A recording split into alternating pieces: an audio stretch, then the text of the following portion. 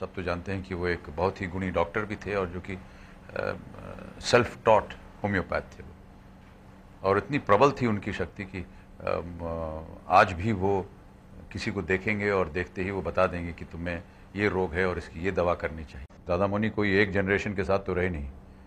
उनकी खासियत और उनकी खूबियत यही रही है कि वो जनरेशन बदलते गए लेकिन दादा मुनि वही के वहीं रहे और उन्हीं के साथ साथ वो चलते आए। तो वो शुरू में दिलीप साहब के साथ जो एक ज़माना था उसमें आए और उनका एक अलग ही एक कैरेक्टर था, एक उनका अलग ही एक माहौल था। और हर जनरेशन जैसे जैसे जनरेशन बदलता गया लेकिन दादा मुनि जो थे वो उसके साथ साथ चलते आए। ऐसा कहना कि दादा मुनि का कोई एक ट्रेंड रहा या एक कोई जनरेशन रहा, ये सही नहीं होगा, क्योंकि शायद वही एक कलाकार हैं भारतीय फिल्म इंडस्ट्री में जो आज के कलाकारों को लेकर के और जितने पुराने के कलाकार हैं सबके साथ उन्होंने काम किया।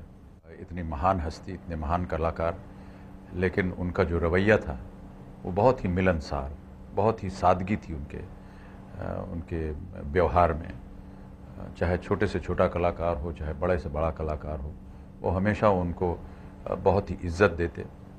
कभी अपना जो बड़ापन था उनका वो कभी इजहार नहीं करते उनके ऊपर, और उनका व्यवहार जो था वो अपनी उम्र से हमेशा कम रहा है।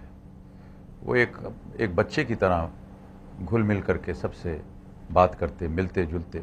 एक जिज्ञासा जो रहती है बच्चे की जानने की कि ये शर्ट का बटन ऐसा क्यों है, या ये कलम आपने क्यों लगा रखा है, इस तितली का रंग यूँ क्यों होता है, इस तरह की चीज़ें जो थीं वो हमेशा दादा मुनि पूछते जाते थे। बड़ा ही एक एक्टिव माइंड उनका, बच्चों की तरह।